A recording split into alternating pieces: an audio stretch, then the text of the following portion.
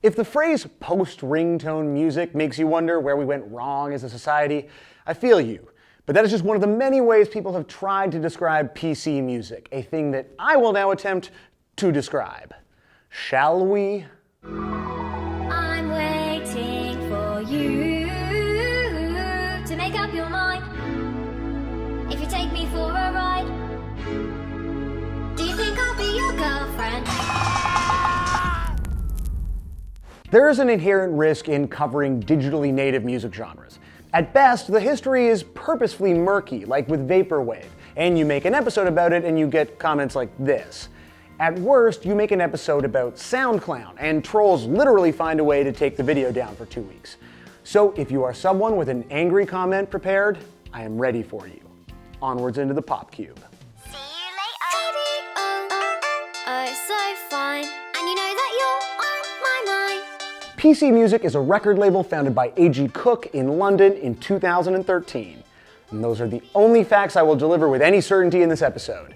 I'm pretty sure that this is A.G. Cook.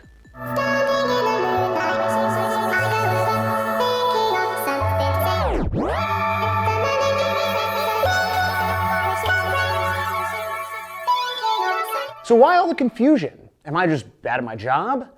No, I'm amazing at my job, but ever since the first PC music track was uploaded to SoundCloud, the artist identities have been deliberately obfuscated and sometimes extremely fluid. We'll tackle that in a moment, but first, let's highlight why anyone would give a shit in the first place. I got 10 pounds with these jeans, I got Paul money. I got this new lip gloss, it's golden, it's golden, it's golden, it's golden, it's frosty. Ow, ow, ow, ow. All PC music is insane sounding. On the surface, it's dance music, but it does have several distinct characteristics that give it an extremely unique sound. Unlike contemporary EDM, percussion tends to be very thin and synth-based. Friday nights at the club don't usually sound like this. I like the way you know that I like how you look, and you like me too. I know you do. And then there's the vocals. Lyrics about crushes that pitch shift all over the place, and chords that change constantly. On the surface, it sounds like pure, gross pop until you listen carefully and realize how terrible it would be to dance to it.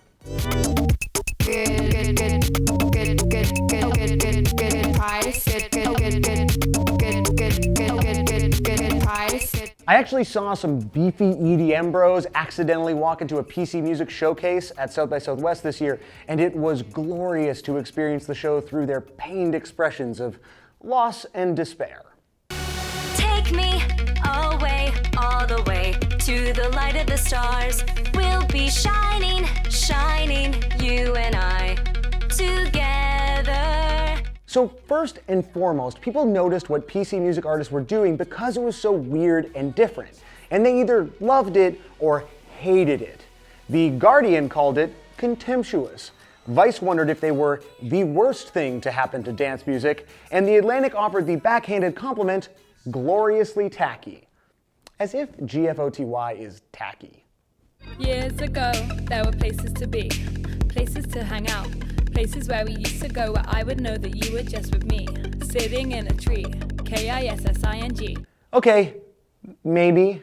GFOTY, or Girlfriend of the Year, is one of PC music's manufactured pop stars, like Hannah Diamond or QT or Princess Bambi. Understand, boy, you and me could never be, but call me up and you can be my accessory. Time of light slow, go slow when you pleasure me. I'm a bad girl, but I can make you feel. Each one of these artists came right out the gate with a distinct look, a sponsorship like Princess Bambi's Pacific Kiss fragrance, basically acting like a world-dominating star with one song on SoundCloud. Which led to questions, like of the 20-ish artists associated with PC music, how many are real? The vocals are so pitch-shifted you can't tell if it's a man or a woman singing. And up until South by Southwest in 2015, most of them hadn't performed live. And since then, the performances have been weird.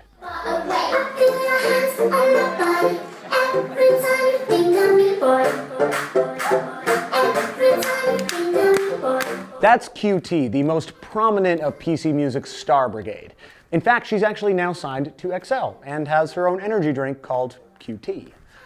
In general, PC Music have not done much to convince anyone to ever take them at their word. The first show from previously anonymous producer Sophie, who's worked with many of the label's acts, just consisted of a drag queen that he had hired to stand behind the decks and pretend to be him, while he stood at the side of the stage in a suit.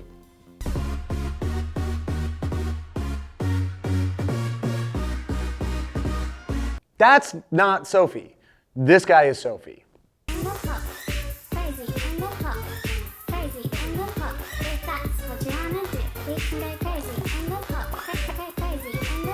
Sophie is now producing tracks for Madonna. PC Music is putting on events with Red Bull, and A.G. Cook is meeting with Miley Cyrus's production team.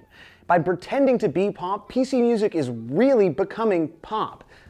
So what does the internet's busiest music nerd think of all this? Let us transition.